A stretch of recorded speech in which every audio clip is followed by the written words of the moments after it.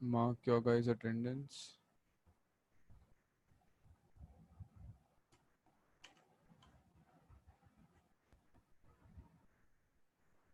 Okay.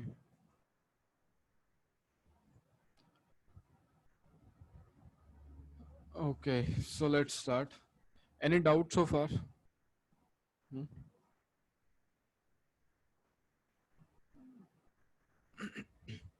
Anyone?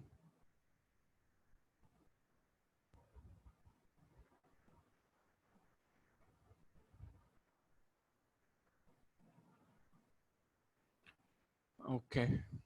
So physical security. In physical security here, as the name itself signifies, it is going. We are going to talk about the. Okay, I'm receiving some message in chat. Let me just. Uh, yeah. No, sir. Okay. Great. Great.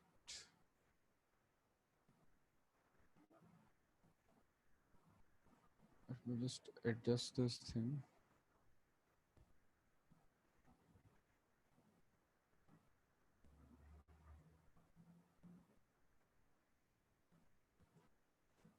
Okay. So here we are going to talk about how are we going to plan for the worst case scenario.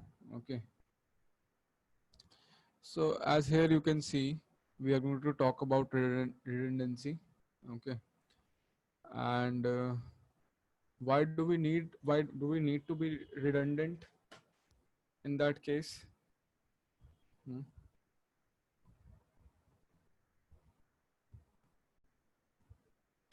So basically, as I have mentioned it here itself, redundancy usually refers to when you have something extra or unnecessary. Okay. It helps you ensure fault tolerance so that smooth continuance of your operation can take place. Okay. And what I have here is single point of failure. Okay. So those part which are like single point of failure, in that case scenario, redundancy is going to help you a lot. Okay. So I hope you guys understand what is single point of failure. Hmm. If not, I have elaborated it here. The individual elements, objects, or parts of a system that would cause the whole system to fail if they were to fail. Okay. So then we have got something related to as redundant power sources. Okay. So the first one is we have got redundant power supply. Okay. So redundant power supply is basically an enclosure that provides two or more complete power supplies. Okay. Okay. Then we have got why do we need redundant power supply? Basically, we basically need redundant power supply so that if tomorrow there's a power failure, we have something to rely upon. Okay. Then there are certain terms that you guys need to understand here. One is surge, something is known as spike, sag, or brownout and blackout. Okay. So surge is basically it's an unexpected increase in the amount of voltage. Okay, that is considered as surge. Then there is something known as spike. What is spike? That is a short transient in voltage that can be due to short circuit, trip circuit breaker, power outage, or lightning strike. Okay. Then we have got something known as sag. Okay. It is an unexpected decrease in the amount of voltage. That is sag. Then there is another term known as brownout. Okay. So what is brownout? It occurs when the voltage drop low enough that it typically causes the lights to dim and cause a computer to shut off. So you can say low voltage. Okay. Then we have got something known as blackouts. So blackouts is something that occurs when there is total loss of power for a prolonged period of time, for a continued period of time. That is considered as blackout. Okay. Then we have certain options with us for providing backup power. Okay. So the first one is your UPS. And what is UPS? What does UPS basically stands for? Uninterruptible power supply. That is UPS. Okay. And here we have, it combines the functionality of surge protector with that of battery backup. So it is going to provide battery backup, and it is going to provide surge protector. And what does surge protector means? That if there is going to be a sudden increase in power, a sudden increase in the voltage, that is going to be handled by the UPS. Okay. Then we have something like backup generator. Okay. So what is a backup generator? It is like basically it's an emergency power source. Okay. So it's like when there is an outage of regular electricity, backup generators are going to be used. It can be like a permanently installed utility. Okay. It can be a battery based inverter, or it can be a portable gas engine. It depends upon scenario to scenario, or it depends upon corporate to corporate what they are willing to have. Okay. Then we have got another important key terms here, okay, which can be asked in your exam. So redundant sites. We have got something known as redundant sites. So here we have got three types of sites. One is hot site, warm site, and cold site. Okay. So hot site is something which is like a near duplicate of original site. Okay. Which can be up and running within a minute. So everything is set up, everything is configured in hot site. Okay. And if there's a failure at a specific site, so you will be having some sort of a backup site to right away launch your servers, launch your systems, providing minimum downtime. Okay. So hot site is something which is going to provide you minimum downtime. Okay. Sir, Yeah. sir, are these hot sites posted on the same servers? Hot site, it has different site, not on the same server. It is not a website.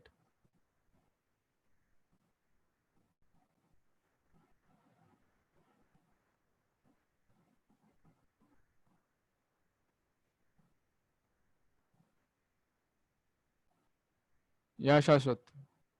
Oh, sir, actually, I joined a little late, so I'm lacking the reference. Okay. We are talking about physical security. We are talking about redundancy. Okay. Planning for the worst. Okay. What happens when things start failing? Okay.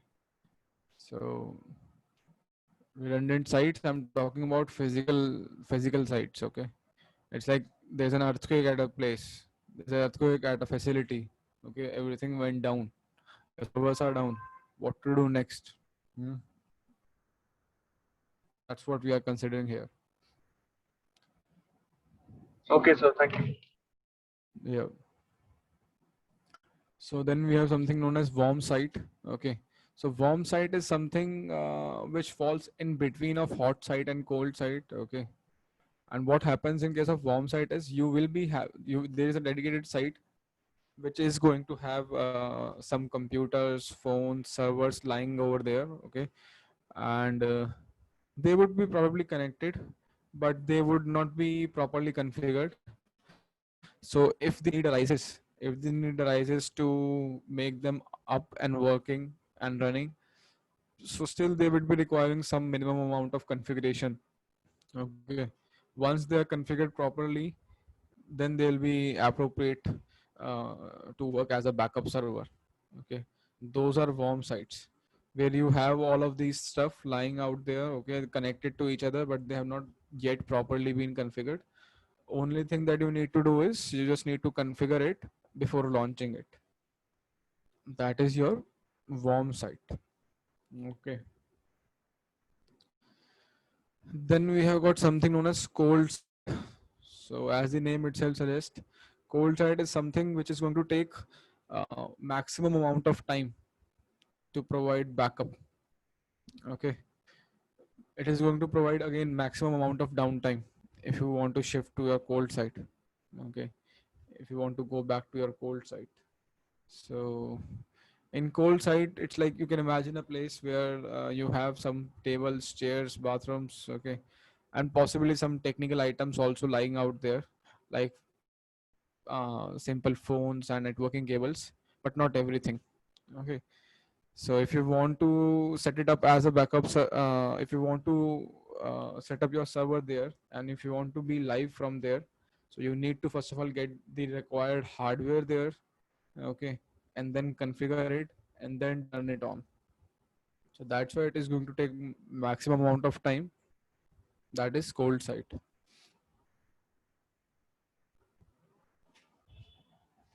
Okay, so let's move ahead.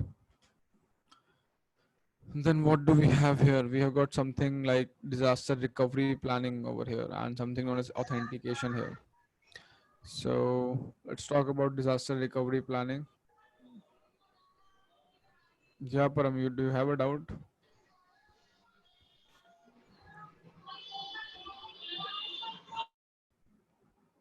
No, sir.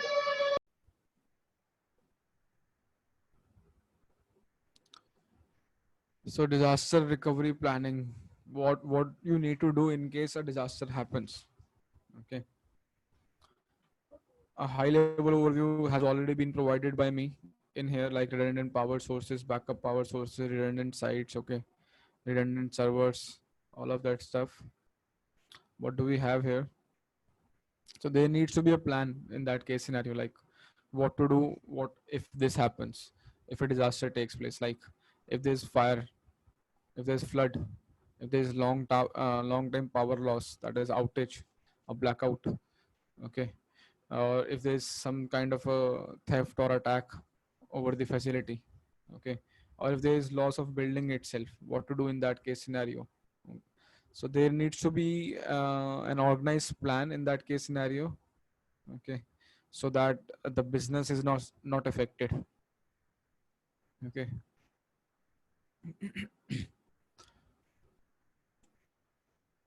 So there needs to be something known as disaster recovery plan, that is short in short it is known as DRP.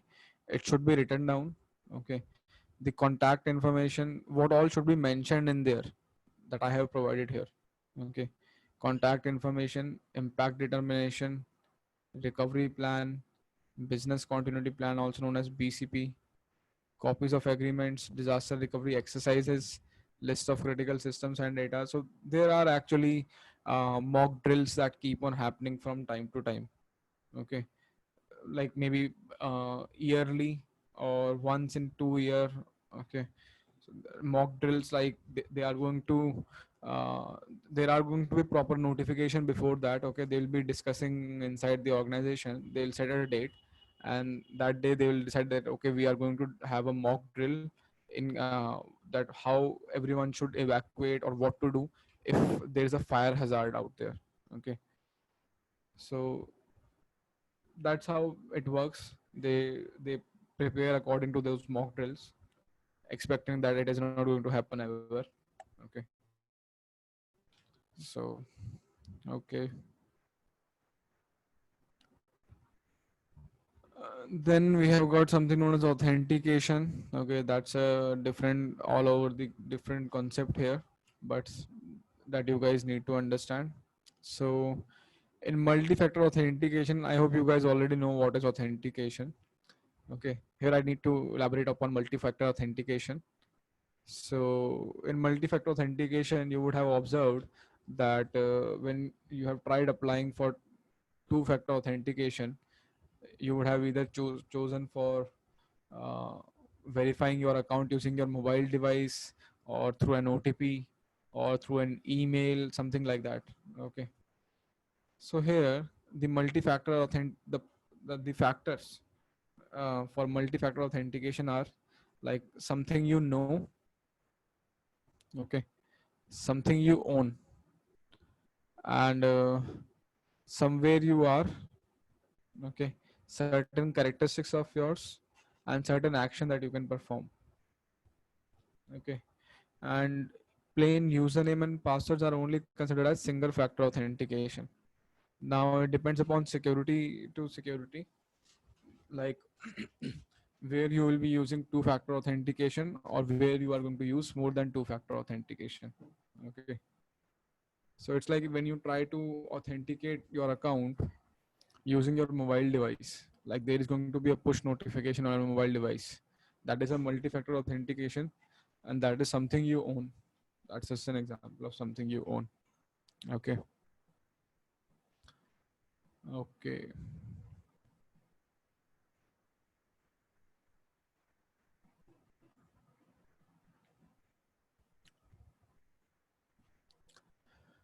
so now let's talk about parameter security, okay.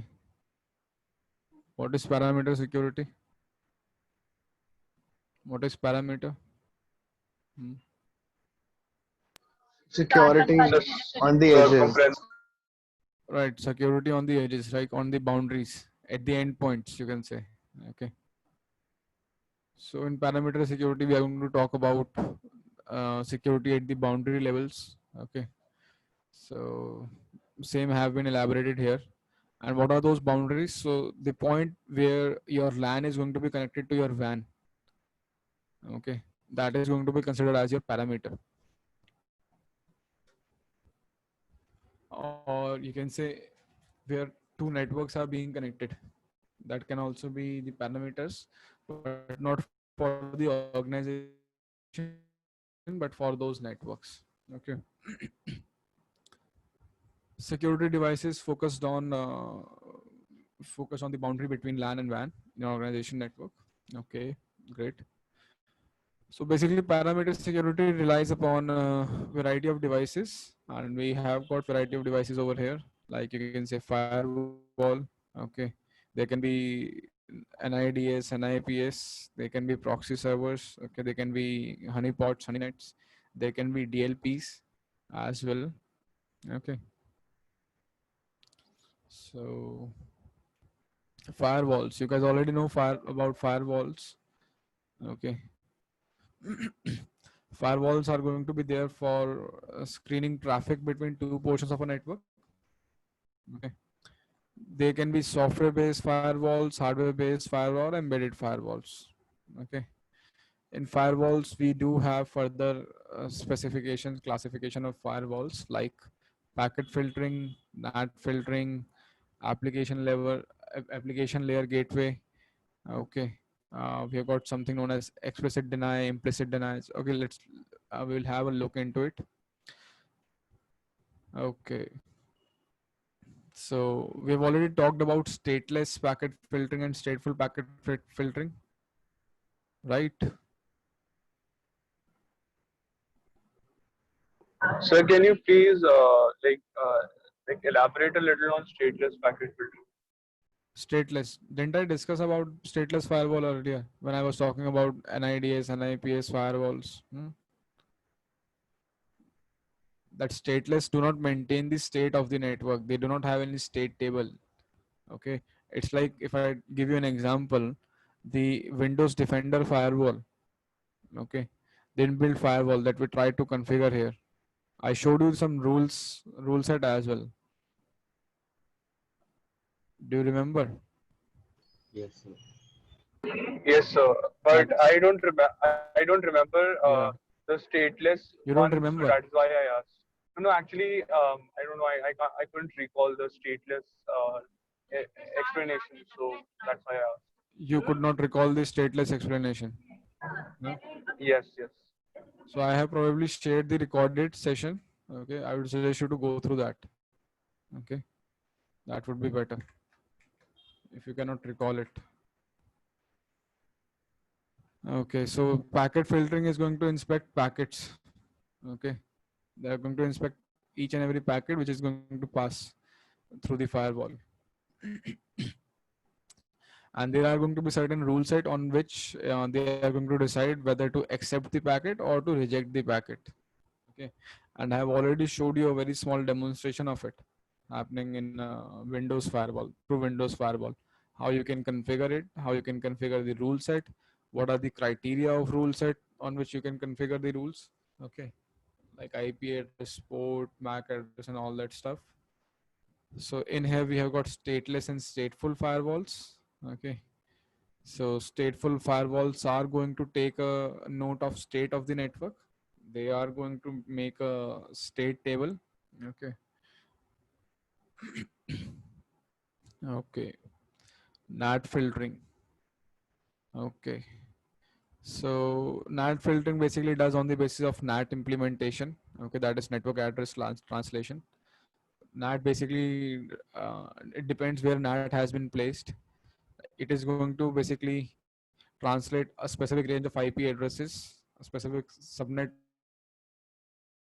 addresses into another subnet of IP addresses. Okay.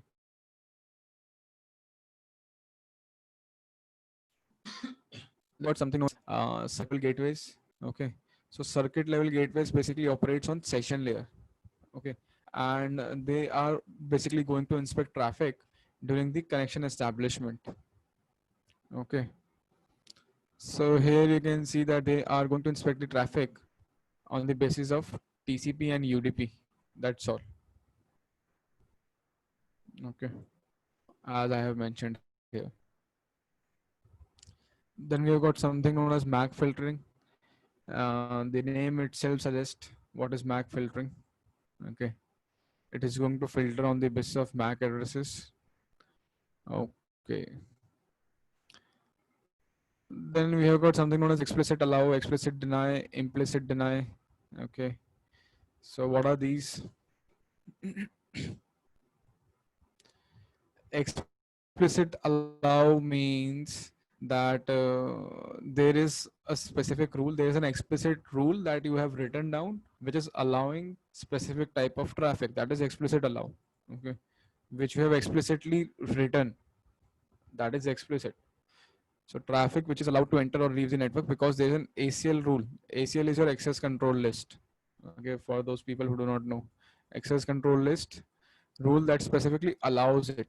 If you have a rule, and this is a sample rule uh, which can be configured in your switches or routers, ACLs. Okay, that's how they look like. Allow TCP protocol, IP, port. Okay, okay, destination IP and port. Okay, so that is explicit allow, and similarly we have got something known as explicit deny. So what is explicit deny? Explicit deny is something where you have written down a rule specifically blocking something. Okay, that is explicitly deny. So traffic which is denied the ability to enter or leave the network because there is an ACL rule that specifically denied. Okay, and this is how a sample looks like. Okay, then we have got something like traffic implicit deny. And what is implicit deny? Where we have not explicitly mentioned it, we have not specifically mentioned a specific IP address or something like that. That is implicit deny. So that's what I have written here. Traffic which is denied the ability to enter or leave the network because there is no specific rule that allows it. Okay, deny TCP, any everything is being blocked here. Okay, okay, So, so, yeah. so how can we deny anything without explicitly applying any rule on it? See, if I give you an example of, let's say, uncomplicated firewall, UFW. Okay, and this is not the this is not the just this is not just the case of UFW for Linux. This is case for the majority of the firewalls out there. If you implement a firewall, okay, by default, the default state is going to be denying everything. It is not going to be allowing everything. If you're not configured any rule, it is going to be configured as implicit deny. If I just turn on a firewall in my Linux system, it is going to be blocking everything by default. That is implicit deny. I have not configured anything, but it is denying everything.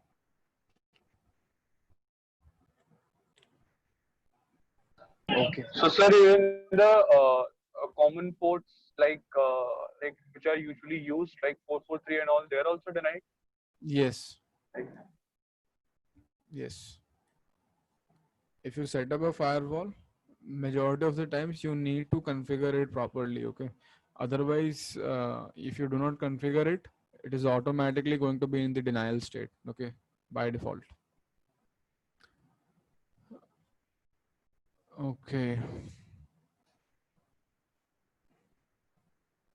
Then we have got something known as WAFs, okay, web application firewalls. Because why WAFs? Because the traditional firewalls only operated at layer 3 or layer 4. Okay, that was the uppermost limit of traditional firewalls. So then the need arose for the WAFs. Okay, due to the increase in web application attacks. So it's like if you are doing an SQL injection or cross-site scripting attack, that is not going to be detected by your traditional firewall. It is going to pass. It is going to pass right away. It is going to pass through it. Okay.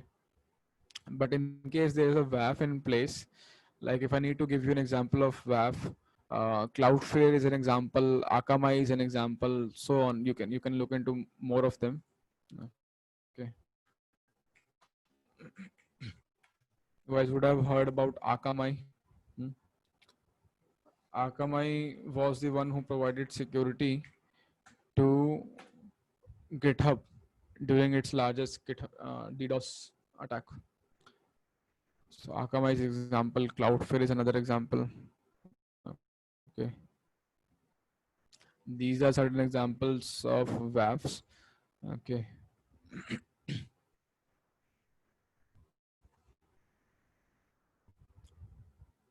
and they have the ability to monitor the application level traffic.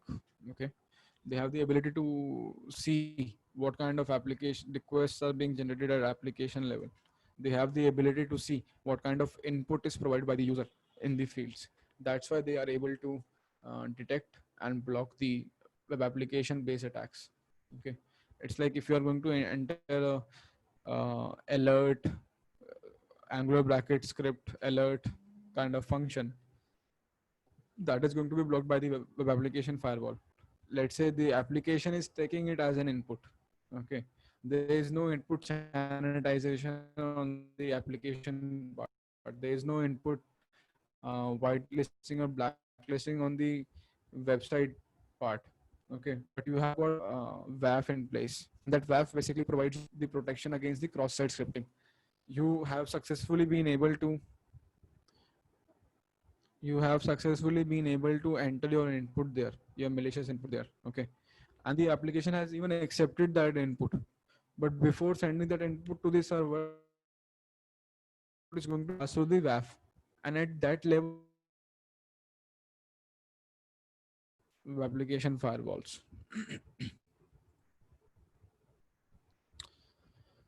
Okay, NIDS, NIPS, I have already elaborated on it a lot, and I have also talked about further types.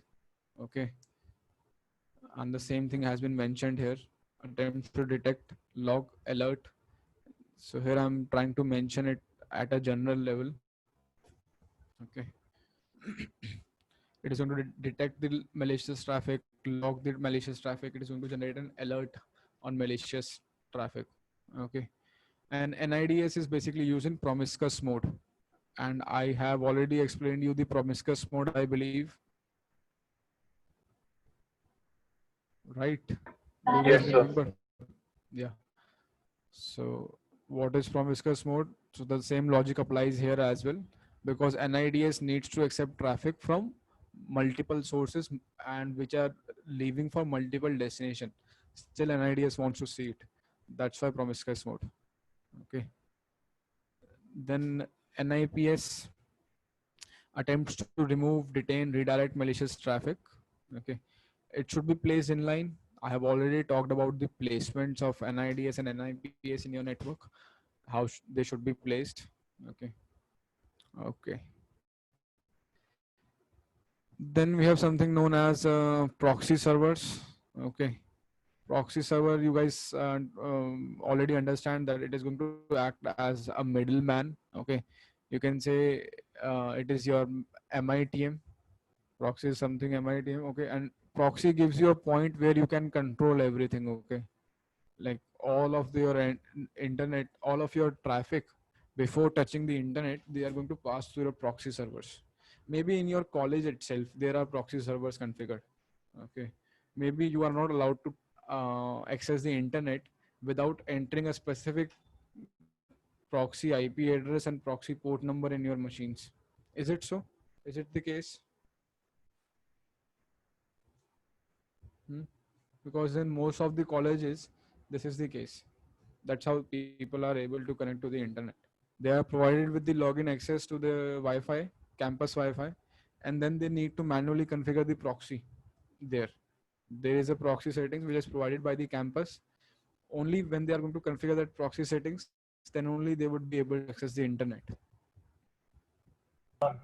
So, sir, in our college, there is a dedicated, I think it's router to it, the NU0 something, and we have to configure.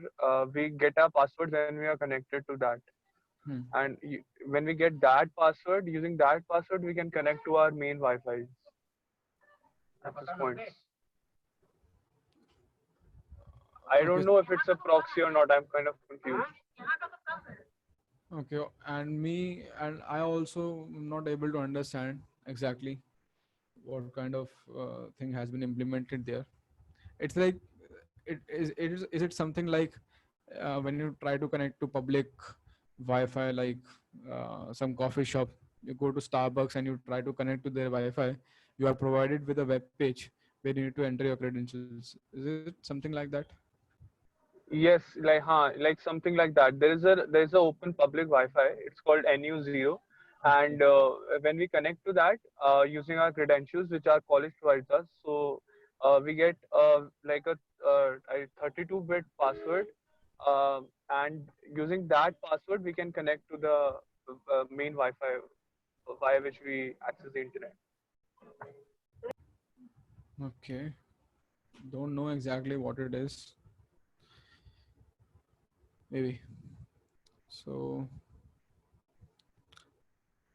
okay. Please, can you explain this once again, as in the proxy servers? It is not Yeah. clear. It is something which is going to act as a middleman between a device and a remote server. So let me open a paint.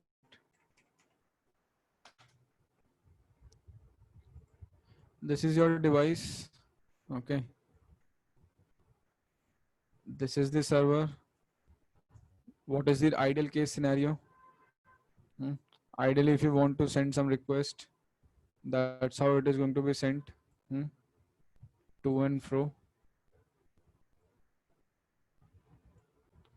This way, the target server knows that okay, uh, I'm receiving a request from which device? This device. Okay.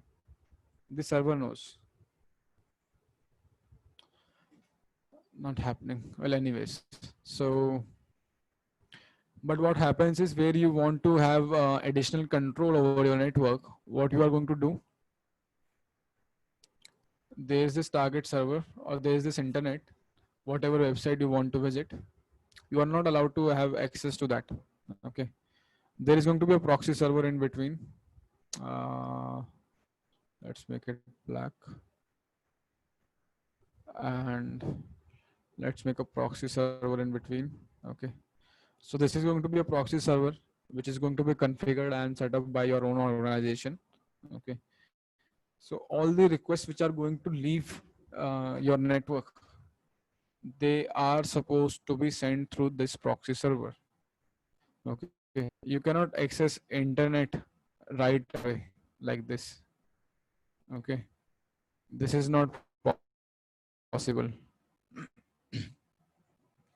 So what is going to happen is, like, first of all, let's say you want to visit google.com. Okay, and this is on the rightmost side, you have got google.com server. What is going to happen? The request is going to be sent to the proxy server, and then the proxy server is going to send the request to the google.com. Okay, for the google.com, if there are like multiple devices over here, okay, let's say there are multiple devices over here, there are multiple students or multiple people working in the corporate, and multiple people are trying to access the google.com. For all of them, google.com is going to think like all of these requests are coming from the same person. Okay, for google.com, it is not coming from different devices, different individual. Okay, but proxy server, okay, somebody would be administrating that proxy server as well. Okay, there are going to be certain filters that would have been provided. Like you would have also observed like certain websites would have been blocked in your campus network. Okay, so at proxy point, okay, at this place, you can monitor who is making what request. That is the purpose of proxy. That is the purpose of MITM, man in the middle. It acts as a man in the middle. Now the proxy knows that okay, this is my device A. Oops, that this is my device A, and I can assign any name to this device as well. Like this device belongs to, let's say, Aditya.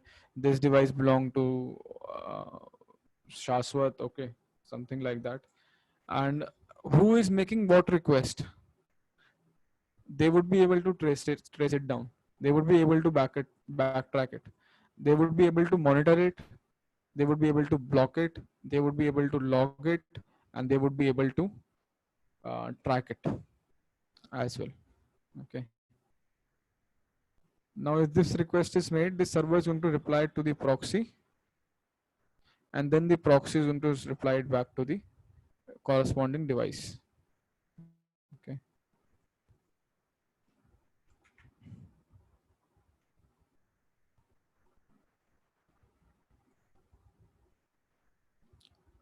That's how it is going to work. So, sir, if there is a proxy server in an organization, can somebody spoof that the IP address of that proxy server and do a MITM attack? Spoofing the MITM against whom? Like spoofing the IP address of proxy server and doing MITM against whom? I mean, if somebody wants to get access to the confidential data of an organization, and therefore the attacker decides to spoof the proxy server being used in that company and gain access to it. So, can someone do that? No, no, someone cannot do that. So in this case scenario, the attacker is outside the organization, right? Yeah, let's assume that. Yeah. So the proxy server is not a public IP address. Okay, it's not something which is accessible publicly out there. It is going to have an internal IP address. Okay, so that And so if I'm inside the network and I get the hold of proxy for server, an then I attacker can. outside. Hmm.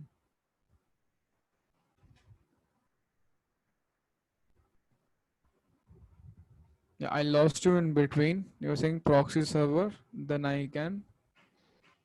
Sir, if I am inside the network and I get the hold of the proxy server, then I can monitor the whole network now. If you have hold of the proxy server, you can monitor the whole network, because there is not going to be a single request which is not going to pass through the proxy server. 100% of the requests would be passing through the proxy server, and that gives you a single point where you can monitor everything. Okay. Sir, is it possible to bypass that proxy server and directly connect to the internet? So, sorry, is it possible to leak anybody? Sir, is it possible to bypass the Proxy. proxy server? It is not possible to bypass the proxy server, okay, because it's like the internet connectivity would not be provided, But bypassing, if I say bypassing, yes, there are certain ways in which you can hide your activity from proxy server. It's like if you want, see, if you want to access internet, that is only going to be accessible through proxy server. That is one thing for sure. But what you can do is you can bypass the filters that have been applied to it. Like, let's say certain websites are blocked, certain IP addresses are blocked, some sort of that restriction that can be bypassed. That is possible. And if, like, if you say you don't want to get yourself monitored, so you can establish a tunneled connection. You can do port forwarding. Okay, there are techniques out there which can be used for that. There is something known as SSH tunneling, HTTPS tunneling, a lot of stuff. Okay, which you can use for additional security. It's like, do I have a good diagram over here? Like, things are going to be going through the proxy server itself, but there is going to be an encrypted tunnel which is going to be established from this point to some point outside. Okay, and everything that is going to pass inside it would be encrypted. Okay. So does the proxy server record the IP address or the MAC address of the request being made to it?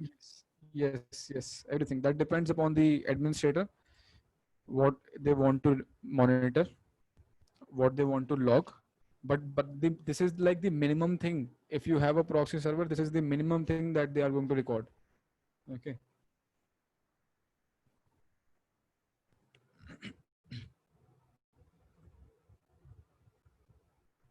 So, sir, just one last question. If, for example, I spoof the IP address of a computer or a machine in my organization itself, and then I make a request. So, like, will an alarm be generated in a proxy server that two requests have been made from the same IP address, like in different MAC addresses, but same IP addresses?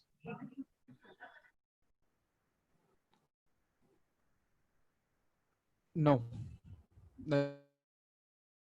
We are saying two requests are being generated from the same MAC addresses. Hmm? No, Same. sir. Different MAC addresses, but identical IP addresses. So this simply proves, like, you do not have the fundamentals of networking. So let me just tell you till what point your MAC address is going to be going out of your network or not. Okay, it's like, if I am saying proxy server, don't assume that there are no routers or there are no networking components which are there in middle. Okay, that is not what I'm trying to say here.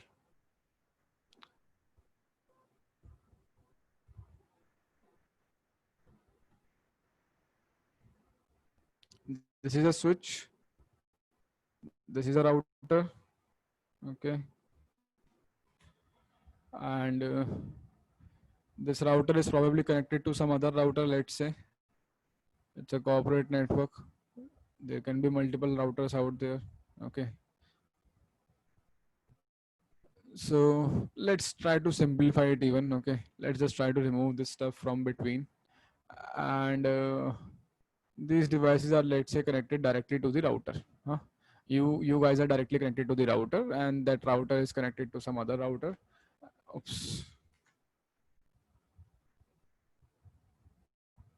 Okay, and then this router is connected to some kind of a proxy server. Huh? Here you have got a proxy server, then we have got your internet, something like that. Okay, now there's a request packet, and this is my request packet. A request packet originates from here. Okay, I'm trying to access google.com. Okay, let me try to mention the source, sorry, the IP address. Here is, let's say, 10.10.10.12 is my IP address here, and my MAC is A. These are my details here. There's some IP address over here. So as per this diagram, how many IP addresses are going to be there on this router?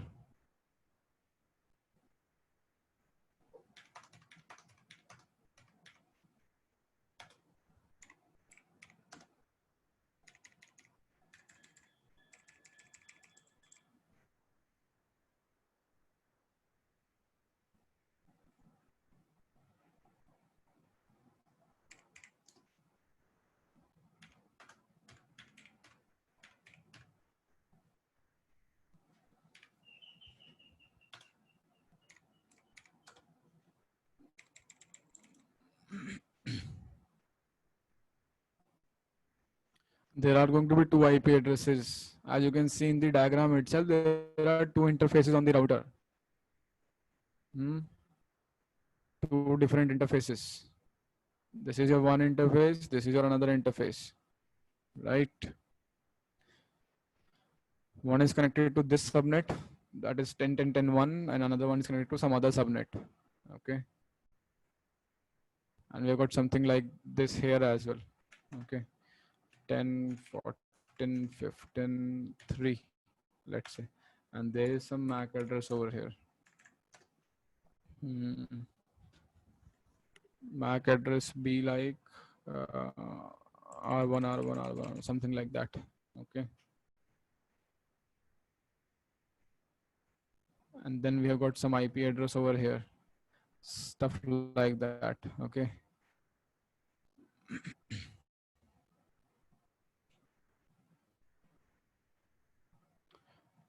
Some IP address over here. Let's make it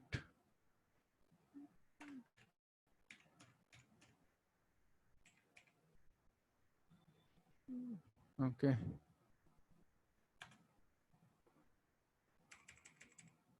Sorry.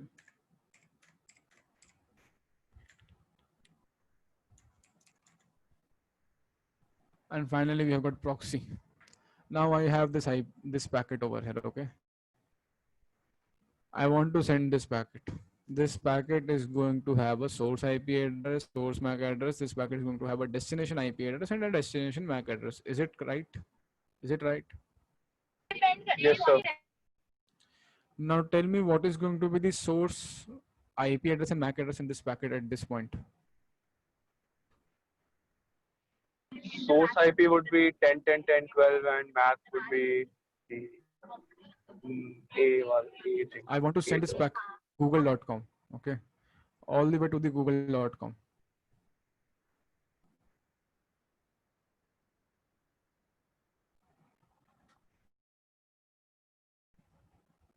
What is going to be your source IP and source MAC address? So the source will be 10.10.10.12, right? IP. Source MAC address? Sir, the long A phrase. Okay, that is going to be A. Right. So now this packet is being sent to the router first. This packet came to the router. Okay. When this packet came to the router, that's fine. Now this packet is supposed to be forwarded from router to this another router here. Right. Yes, sir. What is going to be the source IP address here? In this packet, what is going to be the source IP address? Sir, I think it would remain the same. What about source MAC address? That would also be the same, I guess. No. Okay. Source would be 10, 14, 15, 2, and MAC will be RRRR. Okay, so the source IP address remains same. Source and destination IP addresses remain same. Okay. But the source MAC address and this destination MAC address changes every time. Okay. So it's like when this packet was being sent from here to here, The source MAC address was AAA, the destination MAC address was RRR. Okay, the destination MAC address was not of Google server. The destination IP address was of the Google server, but the destination MAC address is of the next hop router. From here, the source MAC address is going to change. The source MAC address is going to become RRR, and it is going to be sent to the next router. So the destination MAC address is going to be R1, R1, R1, R1. That's how your MAC address keeps on changing from every hop to hop. Okay. So people who think like MAC address is going to be used to backtrack you, to backtrack the attacker, backtrack the criminal, that is bullshit. Okay. That is not going to happen until and unless somebody gets hold of your this router. This router knows, not anyone else knows that, because behind this router there can be multiple devices here, right? There can be multiple devices here. I hope this thing is clear. Yes, sir. For the exit point, okay, people are going to see at this point that all of these requests are being made from a single machine. They do not know how many machines are there behind this router. Okay, so your MAC address is never going to reach to the proxy. Okay, and what proxy is going to do? Proxy is going to mask your IP address, and it is masked with its own IP address. Like proxy is also going to have its own IP address. Proxy is going to modify the packet, and it is going to mention its own IP address, its own MAC address, and then going to send it to the google.com. Now google.com is going to see that, okay, I am receiving a request from whom? From this IP address, and this is the IP address of the proxy server. So Google does not know that you made this request, but the proxy knows, because when this request came to the proxy, there is going to be your IP address mentioned in here. Okay. However, the network is configured, how many subnets, whatever subnets have been configured here. Okay.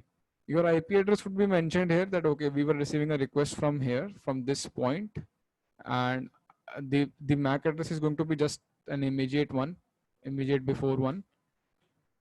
Okay. So why I explained you this thing? Because you said that when it is going to receive a request from same MAC address but different IP address. So it is constantly receiving requests from same MAC address but different IP address. That's how it normally behave. It does not, it does, and the proxy server does not care about it. Actually, sir, I said the opposite. I said that it would receive a request from the same IP address but different MAC addresses. But I think this also answers that question. Yeah. Just give me a quick minute. Give me a quick minute. I'll be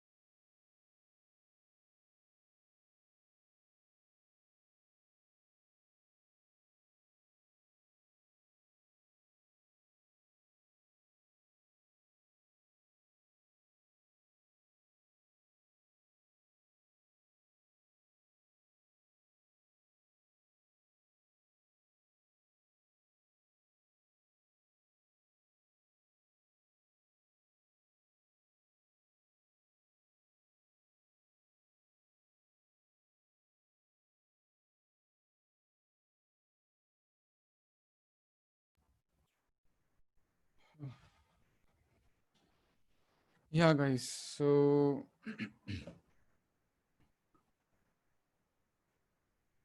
uh,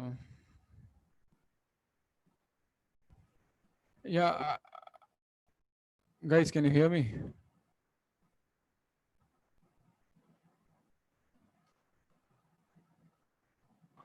Yes, sir. Yeah, great. Okay. What can we see here? Source address will be address of the router, but the thing is, there will be two devices with same IP address in the same network, isn't it?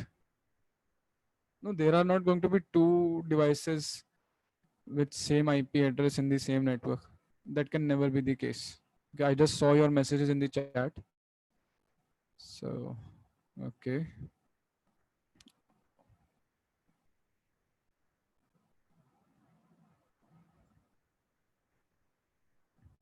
Okay.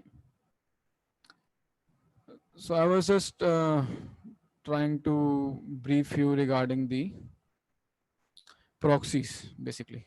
Okay. Let's get back to my main point. So guys, this kind of stuff is actually covered in the networking part. Okay. The basics of when you go for the CCNA like training. Okay. All of this stuff is taught there. Okay.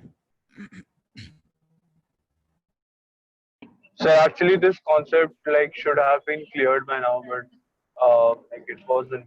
Thank you. So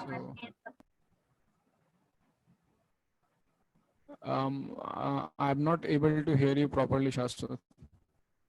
There's some So, internet issue. sir, I said that this concept should have been cleared by now, but actually it actually wasn't. So like it's really good that you told us. Mhm. Okay, so yeah, so similarly we have got proxy servers like IP proxy, caching proxy, internet content filter, web security gateway. Okay, so it's like IP proxy is like the most common proxy out there. Okay, which example I have already given you, that it is going to keep its own users anonymous by masking the IP addresses. Okay, it is going to change the source IP addresses, and that's how it is going to work. Caching proxy is going to be like it is going to create caches of the commonly visited website, and whenever someone tries to visit that commonly visited website, it is not going to send the packets to the external server. Instead, what it is going to do is it is going to simply load the page from the cache itself. Okay, it is simply going to load the page from cache, and that is caching proxy. Okay.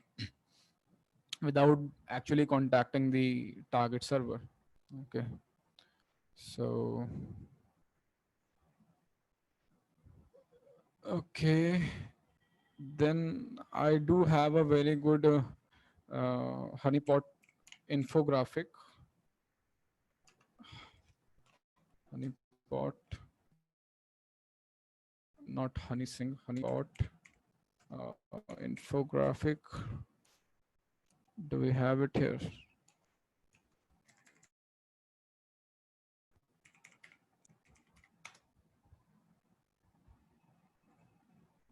This is the one.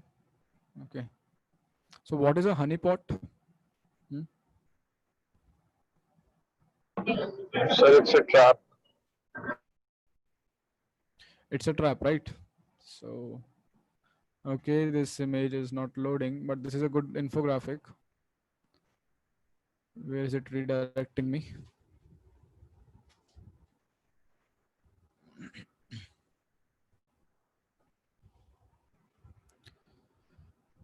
Okay, so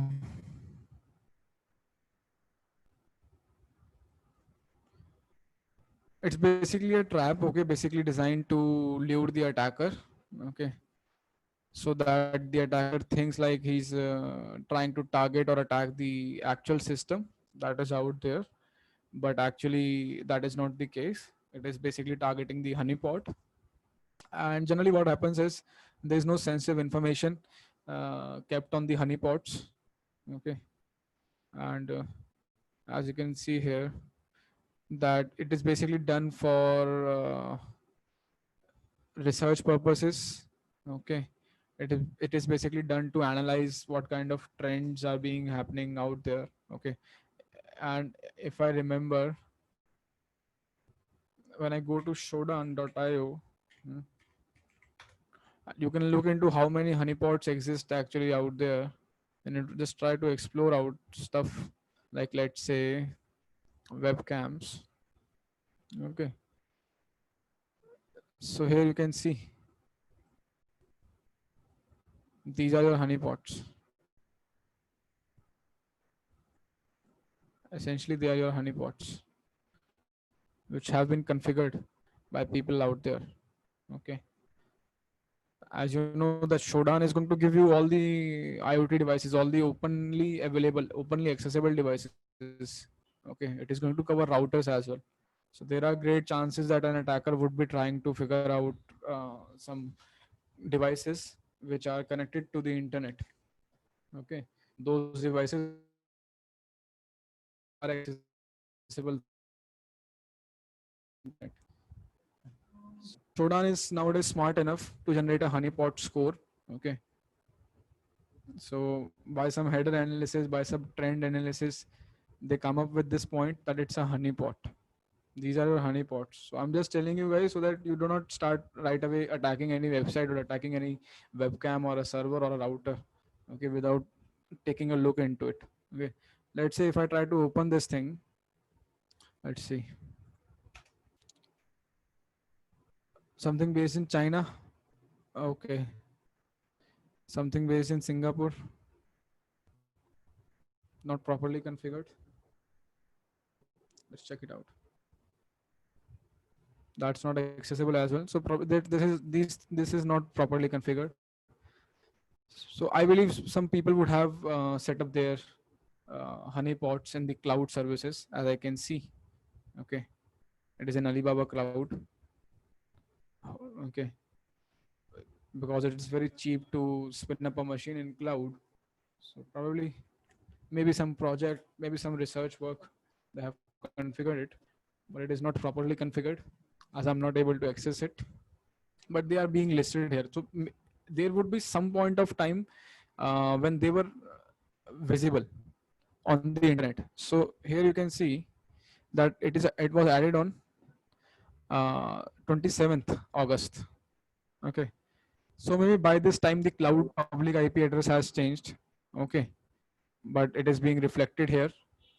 So the IP address has changed, so I'm not able to access it right now. Okay, so that can be a scenario. Well, anyways, so coming back to my point, there are low interaction honeypots, there are strong interaction honeypots. Okay, so low interactions are not going to fool a seasoned hacker. Okay, on the other hand, a strong interaction can try to fool a seasoned hacker, but again, that is not a guarantee in that case scenario as well. So the emulation in low interaction is restricted to a certain point, a certain degree. It is not like the the activities are going to be full up to the par. Okay, so okay, what else do we have here? Then there is something known as honeynet. Okay, if I say where honeypot is going to be installed, honeypot is going to be installed at your external most interface. Okay, as you can see here, this is the point where your internal network is going to start. Okay, but there's going to be a honeypot which is not protected by any firewall and anything like that. Okay, that is the ideal placement for honeypot. Like anyone who is going to access your trying to access your website or trying to access your network from outside, this should be the first thing, which is the most easy to access and most easy to exploit. Meanwhile, the attacker is trying to focus on it. Alerts would have been generated, extensive logs are going to be created, extensive alerts are going to be generated, so that the organization can take reasonable precaution with that regard. Okay, and then there is another term known as honeynet. Maybe it is here in the diagram. Let me just see.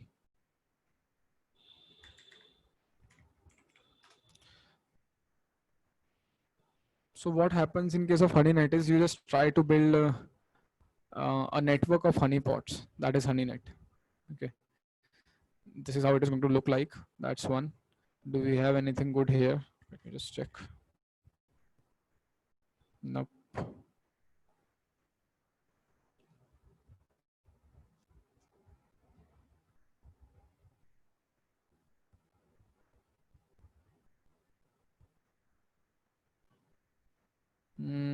Any good diagram?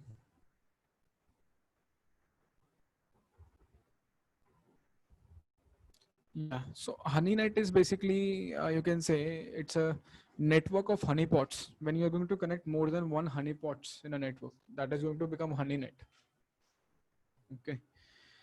Why do we need to create a HoneyNet? Why they are established in first place? Hmm? Can anyone tell me why?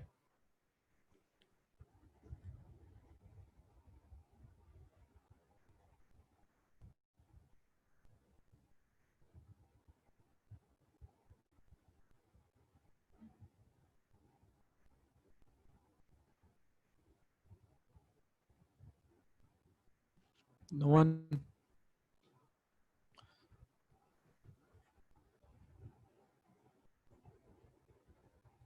So basically, what happens is the corporate tries to portray that okay, when the attacker is trying to attack, okay, and when the attacker is going to find only one machine as vulnerable, that can generate suspicion on the part of the attacker. And okay, why I'm only having access to a single machine in a corporate network? That shall not be the case. So just to try to emulate a realistic environment for the attacker, okay, so that the it becomes uh, more trustable from the attacker point of view. Okay, that okay, I'm trying to attack a legitimate network, to give the attacker a feel that okay, you are inside a legitimate network.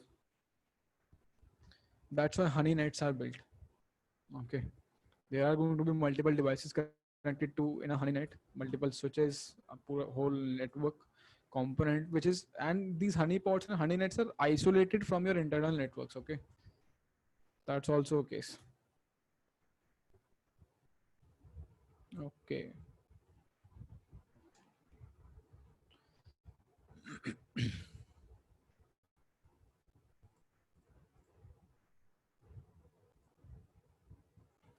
Then there is something known as DLPs, or before that, honeypots. I believe everything has been covered. Are used to attract and trap potential attackers. A single honeypot is a single computer or a file group of files or IP range that might be attractive to an attacker. Right. Honeypots are normally used in security research that I've already told you. HoneyNet, a group of computers, servers, or networks used to attract an attacker. Okay. Then we have got something known as DLPs. Okay. That is data loss prevention. Okay. So DLPs are actually implemented in the corporates. Like you will see that you are not allowed to send a mail which is of outside the corporate domain. That just giving you an example. You're not allowed to send some files as an attachment. Okay, you're not allowed to copy certain files to your external drives. Okay, those are your DLPs. So those DLPs which are provided, which are implemented at the end gateway, like you have got your custom mail servers configured for that. It can be a scenario. So system designed to protect data by conducting content inspection of data being sent out of the network. DLP is used to ensure private data remains secure. Yeah, that is pretty self-explanatory. Okay. So I hope whatever we have discussed here, like in terms of physical security, in terms of parameter security, that is clear up to this point. Yeah, guys. Yes, sir. Yes, sir. Yes, sir. Yes, sir. Any doubts so far? Anything that is not clear? So I have a question. Yeah. As in, how can an attacker detect that there is a honeypot running? There are certain ways to detect a honeypot as well. Okay, but this is not something which I am very well versed with. Okay, so I do not have up to date knowledge with that regard. But I know that there are certain ways to detect honeypot. That's all. Certain things that you look for in a honeypot. I'll try to look up on it. I'll try to see. If I find something, I'll let you know. Okay. Okay.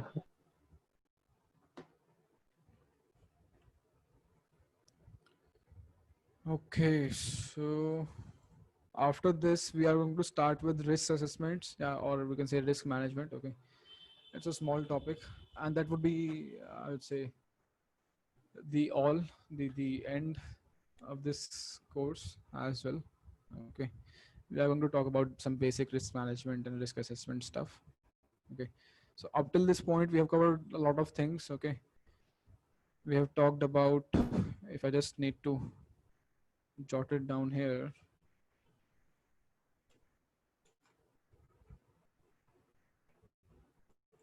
What else? What all stuff we have talked about? Hmm?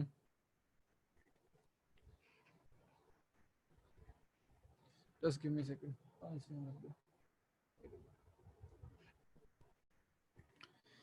Yeah, so we talked about some basics, huh? Basics of information security, the high level overview of information security, the CIA triad, confidentiality, integrity, and all that stuff, the elements of information security, non repudiation, phases of hacking, what is hacking, what is security, okay, infosec basics, basic terminologies that you need to understand. Okay, we talked about malwares. Okay, we talked about nmap, that is network scanning basically. Nmap is going to follow in the part of network scanning. We talked about enumeration. Hmm? We did some practicals on metasploitable, try to scan something. We talked about some HTTP enumeration, directory brute forcing. Okay, so I'm not going to minutely mention all those points. Okay, then what else? We talked about footprinting, hmm, also known as information gathering. Okay, in that we talked about a lot of stuff there, like Google docking, email harvesting, whole variety of stuff there. Okay, So, yeah, so you had to cover the exploitation part. exploitation part, Yes, metasploitation sir. part. I did not cover that. No, sir. You said that you will cover that in the further classes, but you didn't. Okay, first of all, let me see if I have metasploitable configured in this machine or not. If I would be able to. Okay. Yeah, I have it. Great. So yeah, I'll cover that. Okay. I'll cover that. We talked about footprinting. We talked about MITM attacks. I talked about ARP spoofing. I believe maybe I showed you the practical as well, if I'm not wrong, for ARP spoofing. So sniffing was covered. I talked about Wireshark, practically capturing the packets, applying the filters, and sniffing, MITM attack, like ARP spoofing. Okay, Wireshark. Then what else? We talked about session hijacking, session management. Okay, what is session ID and all that stuff. We talked about SQL injection. We talked about cross-site scripting. We talked about LFI, RFIs. Okay, maybe I showed you how to get a shell using RFI as well, remote file inclusion. The impact of, while I was telling you the impact of RFI, I believe that time I showed you how you can get a shell. Yes, I remember. I was iterating it twice or thrice that day. The procedure that I took for hosting a malicious PHP file and then including it on the remote server. Okay, we talked about social engineering. Okay, social engineering was also covered. DOS, DDoS. We talked about DOS, DDoS. Definitely, we are not going to do a DOS, DDoS against any website. Okay. So what else? We covered IDS, IPS. Okay. We tried to cover physical Sir, I have a doubt. If, for example, we try to do directory brute forcing on a live website, Yeah. will our IP address be recorded? Yes. They will be able to note that okay, this person is trying to do a dub against us, because multiple requests, some of them would be failed, some of them would be redirect, some of them would be successful, are going to be made in a very short span of time. Okay. IDS, IPS, physical security. We talked about Wi-Fi as well. We talked about cloud. We talked about IoT. Okay. We talked about cryptography as well. Crypto, physical security, parameter security. Okay. We are going to talk about risk management. Okay. And what else? What did we discuss in the last session? Hmm? Do you guys remember? What did we discuss in the last session? Policies and procedures, huh? We talked about, where is it? Policies and procedures. Okay. That's one thing. Sir, can you provide us with last class video? Yeah, I'll share it with you. Don't worry. I'll share it with you.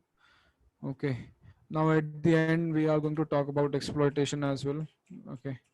I'll try to show you how you can get a, how you can use MSF console Metasploit framework basically to get a shell on Metasploitable. Metasploitable. Okay. And it is going to probably take, I believe, 15 minutes. What else?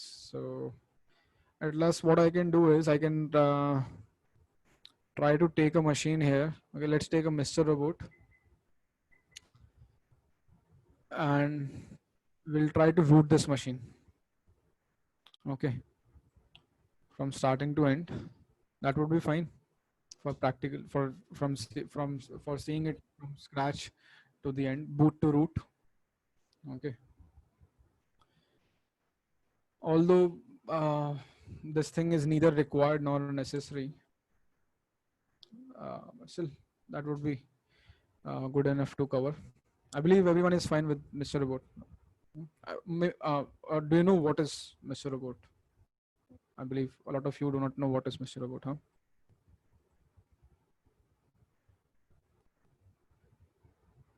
Okay, so Yes, sir, we do. So Mr. Robot is a show actually, maybe on Netflix or Prime Video, I do not know, wherever it is. And there's a intentionally vulnerable machine which has been created, which is inspired from that show. Okay, just like we downloaded Metasploitable, similarly we have got this Mr. Robot. This is also a machine, and there are a lot of machines that which you can find on Vuln Hub. Okay, vulnhub.com. Here you can find a lot of machines. You can just search for it and you will get new machines. So nice. So the interface has been revamped now. And for those people who do not know, Vulnerable has been acquired by Offensive Security. Okay. And so we'll try to cover Mr. Robot in tomorrow's session, probably not today. Okay. In today's section, we are going to take a break right now. Okay. And after a break, we will cover the risk management, risk assessment part. Okay. And then we'll end the session for today. And for tomorrow, I'm going to show you the Metasploitable exploitation. Okay. And the Mr. Robot, scanning, enumeration, and exploitation. Okay. In there, in Mr. Robot, we are going to cover brute forcing as well, probably for WordPress only. Okay.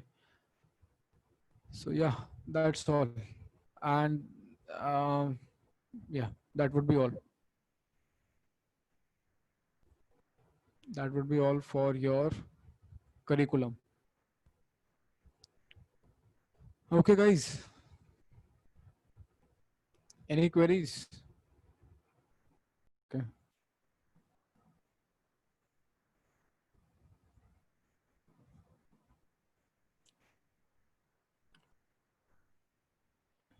Okay. So am I audible? Hmm? I hope you guys can hear me. Yes, sir. Okay, great. So risk assessment, as the name itself signifies, we are going to assess the risk. That is risk assessment.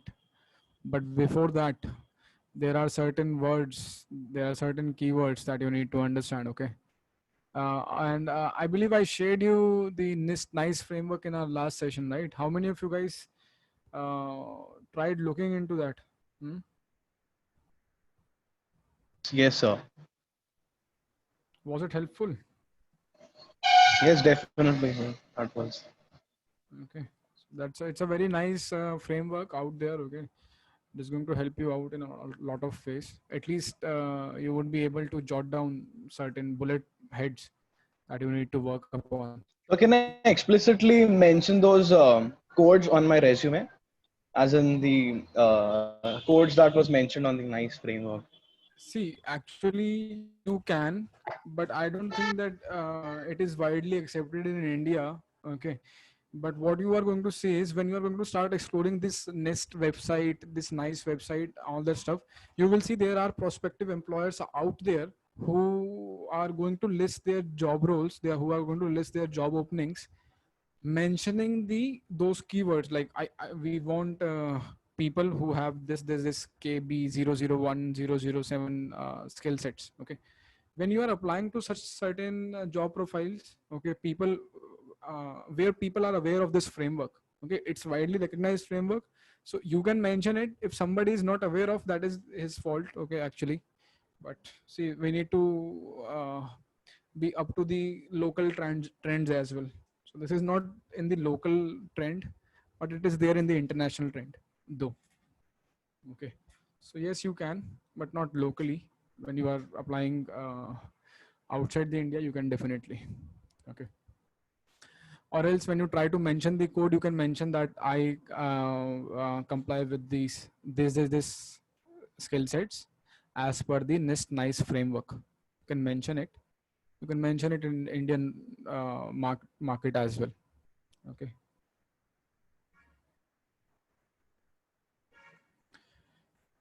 Okay, so risk assessment. Hmm?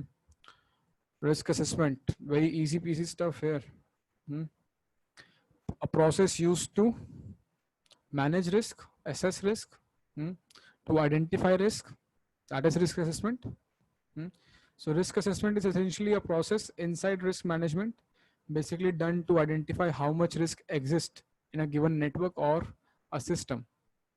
Okay, that is risk assessment, to assess risk. Okay, then what next? What is a risk? Hmm? Or before even risk, what is an asset? Hmm? What is an asset?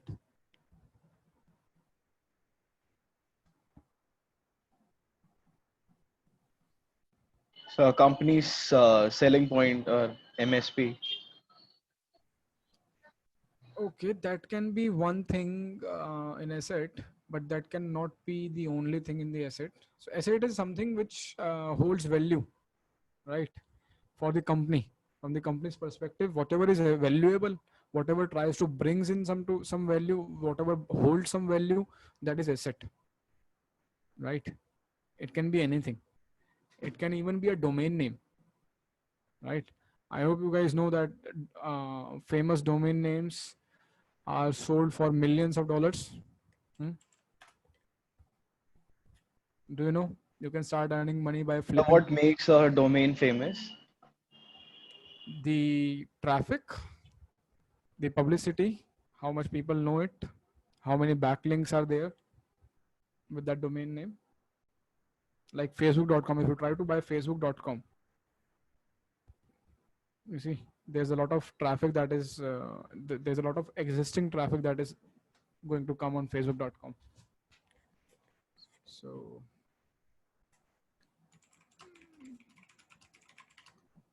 oops.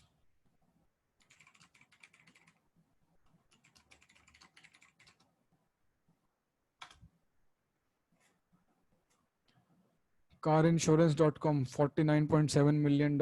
Insurance, $35.6 million. Privatejet.com, $30 million. So on and so forth. 360.com, $17 million. Okay. And there's a website out there that is, I believe that is known as Flippa. Flippa.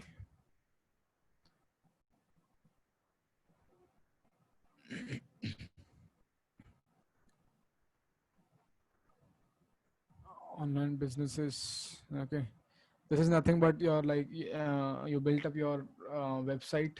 Okay. You built up your blog or anything like that, and it is generating certain amount of revenue, and you want to sell it. You can see here like uh, that is sick.com is for $39,000. Okay.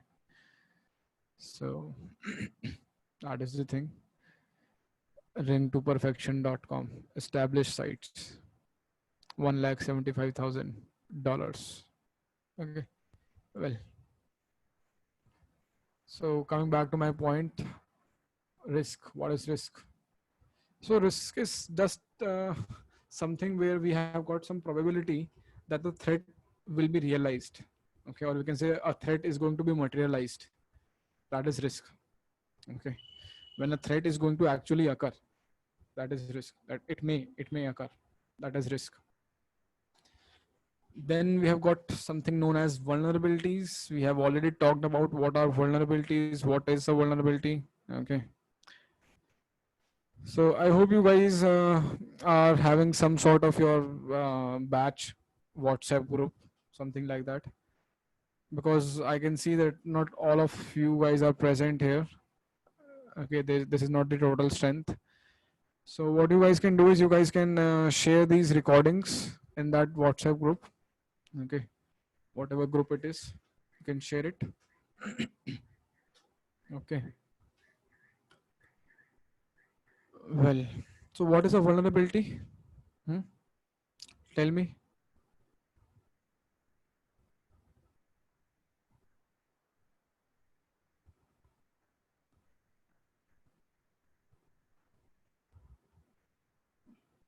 What is a vulnerability?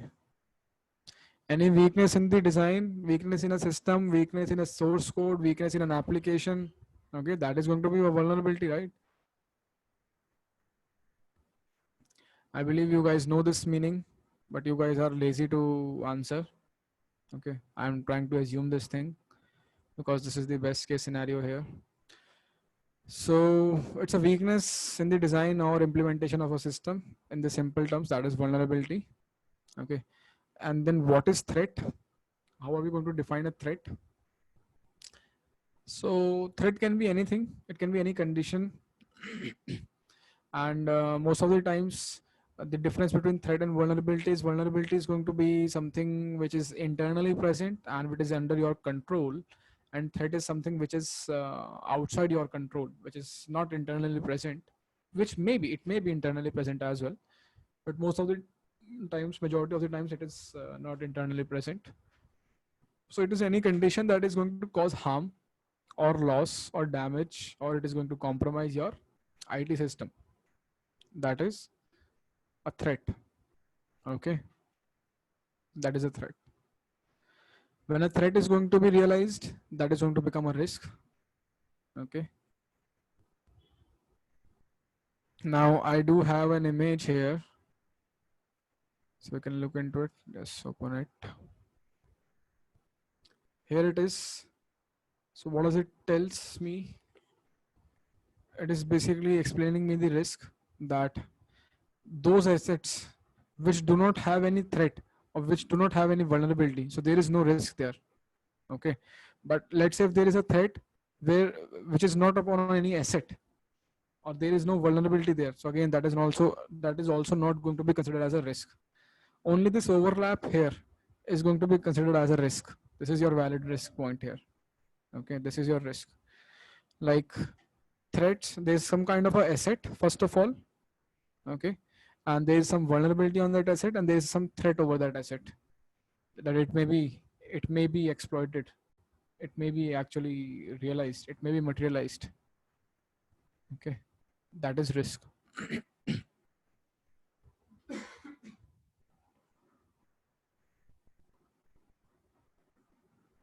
let's get back here.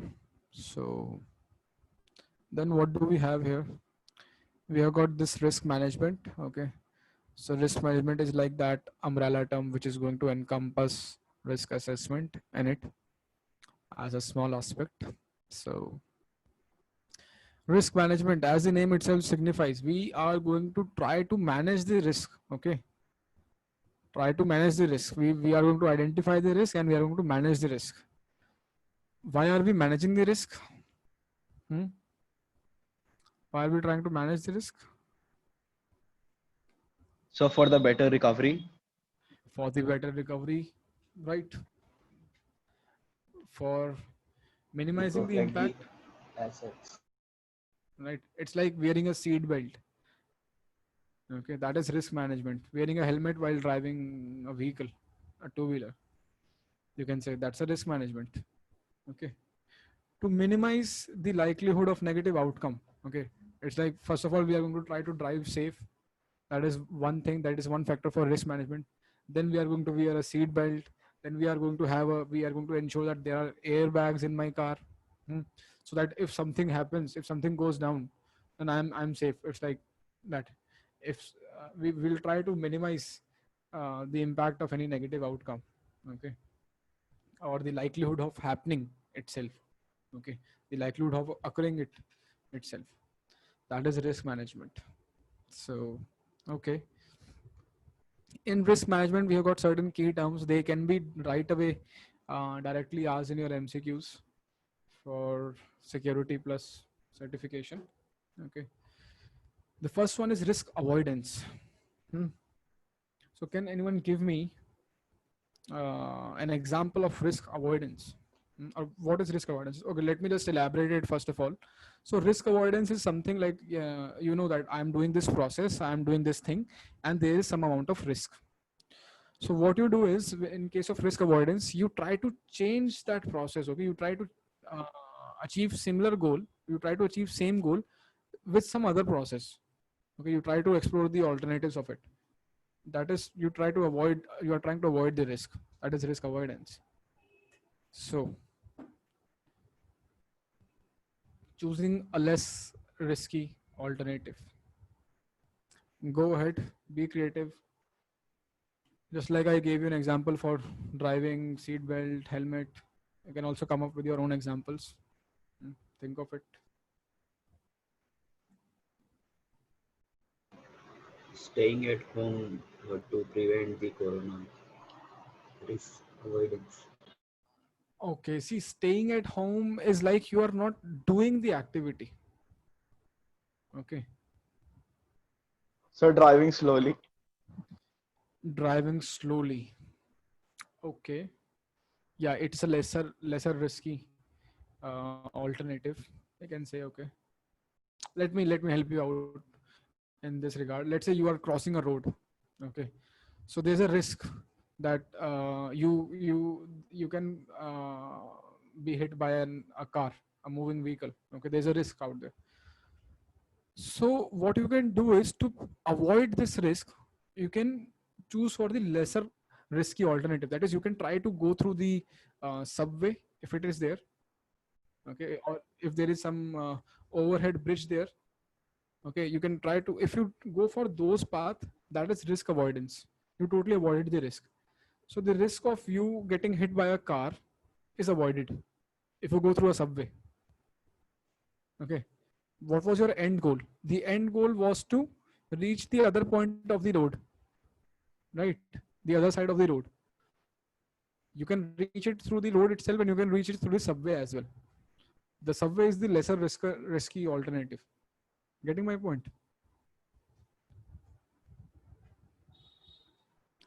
No, not clear.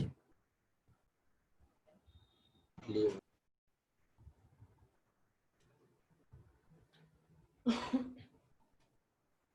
What about others? Clear?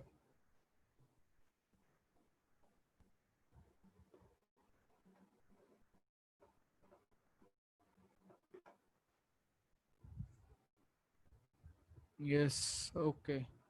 Great. Then there is something known as risk transfer. Okay.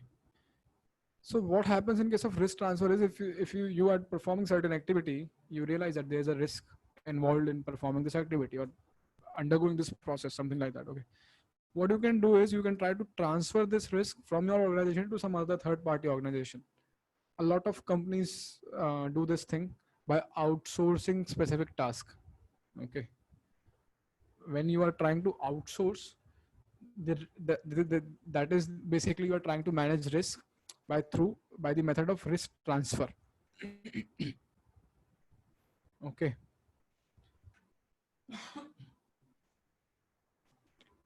That is risk transfer. It's like if you have a risk that your servers can be compromised. Okay, let's say that you can face a DDoS attack on your website. You have your own server. Just outsource that server to some third party, some third party organization. Shut down your server. Let the third party handle that thing, and the risk is transferred to them. Okay. So now the third party is responsible for managing, mitigating, and all that stuff. Everything becomes the responsibility of that outsourced party. And we have got some replies in chat as well. For example, moving to cloud and also outsourcing servers for storage space. Yeah, that's also a good example. Okay. Okay. See, nowadays with the advent of cloud, what is happening is there are businesses which want to flourish. Okay. They do not know how to scale up. They just hire these cloud service providers, the consultancy firms, okay, not the service provider themselves. And what they do is they just pay them to set up that corporate's infrastructure in the cloud. Okay. And whatever is that third party firm, they are going to set up the infrastructure for another XYZ company, and they are going to manage it and handle all that infrastructure on their behalf. Okay. Then there is something known as risk mitigation.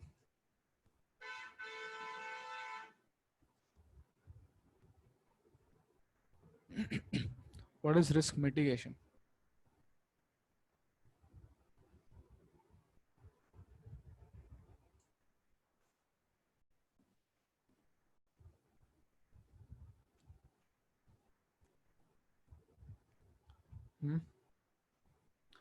So it is all about minimizing the risk to an acceptable level. So when you say like driving slowly, that is you are trying to mitigate the risk. Okay. Still there is a risk that there can be an accident. Okay. You can be hit by a car, but you are trying to minimize it. You are trying to reduce it up to a certain acceptable level. Okay. Yeah.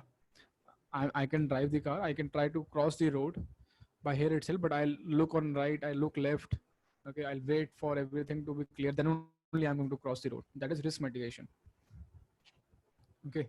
When you try to work on the same process, when you try to resolve the issues when you try to work upon the issues there, that is risk mitigation. Sir, if I apply a firewall on my network, will it be avoidance or mitigation?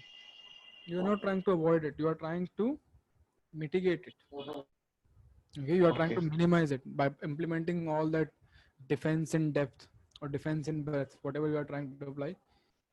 That is risk mitigation. What will be my risk avoidance methodology in my network? Risk avoidance methodology in a network. So that depends. Like if you have a, let's say, hub, you can replace it with a switch. Okay. And it's like there are specific protocols, a lot of protocols which are used for internal or external routing. Okay. And you just identify that, okay, this protocol is we have got some risk in using this protocol. Okay. At the end of the day, the motive is the end goal is you want the packets from to reach from point A to point B. That is your end goal. Okay. Now for risk avoidance, what you can do is you can configure your networking devices to implement some other protocol. Okay. Like there are a lot of protocols. Okay. So by implementing some other better, safer protocol, that is risk avoidance. Okay.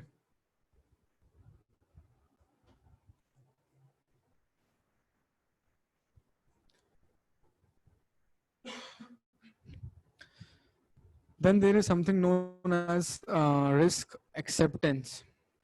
Okay, and the name signifies that you are going to accept the risk. That is what acceptance is. That okay, you know that this is the risk. I'm going to accept it, and I'm going to just move on, continue with it. Okay, that yeah, there's a risk that I can be hit by a car while crossing a road. I do not care about it. I'll cross the road. That's all. You have accepted the risk. Okay, you accept the level of risk, whatever is the current level of risk, and you accept the cost associated with it. Okay. Then we have something known as residual risk. So whatever is left after this thing, that is residual risk. If something is left, that is going to fall under the residual risk. Risk remaining after trying to avoid. You try to avoid it. Maybe you were successful, maybe you are not successful. Not every time you are crossing the road, you are going to find a subway, right? So in that case, let's say you do not have any avoidance, you do not have any option for transferring the risk. You try to mitigate it, but that is also not possible. You try to accept it. Okay. But whatever is left is your residual risk. So residual risk is most of the times is the one which is accepted. Okay. That is residual risk. Okay. Then in risk management itself, we have got these techniques like you need to identify assets. I've already told you this thing here. You need to identify your assets first of all, like on which assets you are going to calculate the risk. You need to identify vulnerabilities on those assets. Okay. Then you need to identify threats, and then you need to identify the impact. Okay. That's what actually happens in case of risk management. Okay. Then we have got finally SIEM. Okay, SIEM. So a lot of you guys would have heard about it. Hmm? Heard about it or not?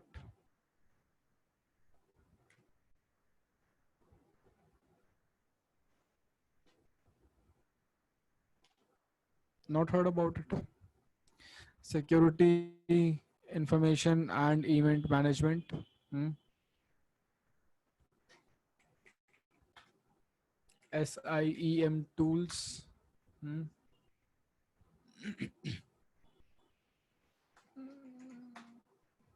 There are a lot of tools out there. Okay. Let's see. 11 best SIEM tools. What do we have here? Splunk is one. Okay. Um, Splunk is which is used very widely. IBM do have a QRadar. Okay. They have their own SIEM. Okay. Then OSSEC, yes, OSSEC is one. McAfee, Enterprise Security Manager, all of that stuff. A lot of stuff is out there. Okay. So basically, what is SIEM? It basically combines the security events. So like you have got a very big network. Okay. You need to have a centralized way to manage and control everything. That is what is being provided by SIEM. Okay. That's where your SIEM is going to come into place. Like let's say there are certain policies out there. Okay. And there's a policy which says that you are not allowed to access this specific resource. Okay. And if that machine is trying to access that resource, an alert is going to be generated to the team who is managing the SIEM. Okay. So SIEM is generally managed by the SOC team, the Security Operations Center team. Okay. And for those people who want to move towards the SOC roles, okay, as a SOC analyst, we've got multiple levels in there: SOC level 1, SOC level 2, SOC level 3 analyst. So if you are willing to move towards the SOC roles, then you need to have some good knowledge on SIEMs. Okay. Not just the knowledge, some hands-on experience, like how to operate a SIEM, how to analyze the logs, okay, how to respond to the alerts which are going to be generated. Okay, so it's like a log aggregation method, you can say. So it combines security event management and security information management systems into one tool. Okay, that's one thing. It gives you something centralized. Okay. Okay, I have a message in chat. Risk acceptance. I need to repeat risk acceptance. So risk acceptance is something where you are going to accept the risk. Okay, you know that there is a risk and you are accepting it. Okay. अब risk है तो है, क्या करें वाली बात है. You when you were trying to cross the road, you realize that there is a risk that you can be hit by a car. Okay, and then you accepted the risk. You did not change anything. You continued with your path. That's risk acceptance. You understand the risk, you understand the impact, and and you accept the cost. So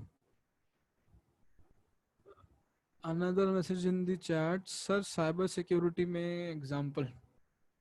Okay, risk acceptance with respect to cyber security. Okay, let's say robots.txt. That's a good example. There's a risk by listing a robots.txt file out there openly, that your sensitive directories are going to be disclosed through robots.txt, right? But you still go for it. That is an example.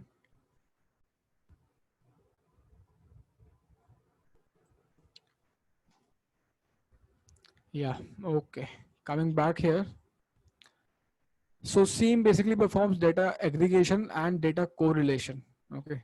On the other hand, if SIEM were not supposed to be there, it would have been very difficult for individuals to aggregate all of the data, to create sufficient logs, and then try to correlate those logs. Okay. So SIEM basically provides you with that experience, seamlessly easy experience. Okay. So the data aggregation is one thing, and the data correlation is another thing. That what does data aggregation means? Data from different networks, different web servers, different networking devices, whatever is inside your corporate network, that is going to be aggregated, combined, and it is going to be showed to you in a single place. That is data aggregation. Okay, from across the enterprise network. Data from devices, servers, applications, and all that stuff. And what is data correlation? Like when you try to draw some parallels between that data, you try to drive meaning out of that data, it automatically looks for common attributes of event across the monitored portion of the network. Okay, it's like if something happened at this moment of time, some packet left this network, then it went here, then it went here. Okay, what is happening in the network? That is correlation. And what is the origin of it? That is data correlation. Okay. SIEMs also provide this functionality for regulatory audits and forensic analysis. These are certain functions. Like if I talk about automated VA scanners, okay. Automated VA scanners provide you with the ability to come up with VA reports as well. Okay. So similarly, SIEMs also provide this ability to perform regularly audits. Okay. You just need to select those options, whatever is relevant to your network, and they are going to audit your network. Like what is where, if everything is fine or not, if there are proper policies in place or not, if there are proper controls in place or not. Okay. Yeah. So I would suggest you guys, like if you're doing this stuff for specifically for IBM purposes, so it would be good if you look into IBM QRadar. Okay. IBM QRadar. It's a SIEM that you can look into. You can try to set it up. You can try to set it up in your local machine or your cloud environment as well. It is going to be available there as well in your AWS. Try to configure it, check it out, explore it. Okay. And if you are not comfortable that way, you can try to attend some kind of a SOC training as well. That is also an option. Okay. For blue teaming aspect, there's this OS. Did I talk about onion OS? Huh? Security onion.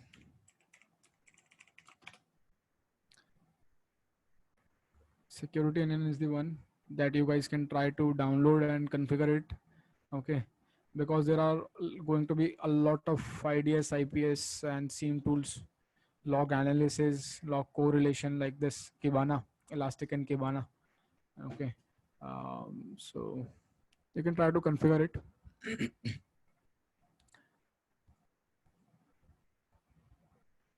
Yeah, so that's all. Okay. Doubts? Anyone? Anything that is not clear? Risk management? Hmm?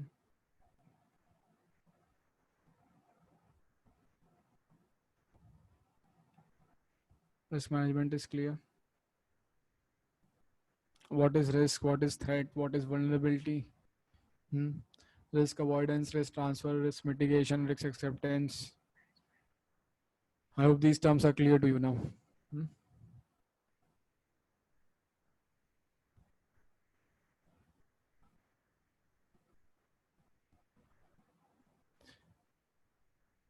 No one?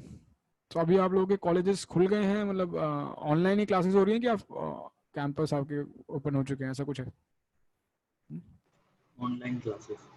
Online classes सब remotely अपने घर पे बैठ के ले रहे होंगे। Okay. अब क्या एक्सपेक्टेड है, कब से खुल जाएंगे कॉलेजेस? कुछ एक्सपेक्टेड है? कुछ कहा है कॉलेज वालों ने कब खोलेंगे? कोई ना, अभी तो सरकार बोलेगी। सरकार तो बोलेगी, बट कॉलेजेस भी एक्चुअली कहने लग गए हैं अपने हिसाब से कि हम कोई सितंबर से खोल रहे हैं या अक्टूबर से खोल रहे हैं। सो ओके, वेल एनीवेज, सो अब मेरे को ये बताओ कि मैंने जो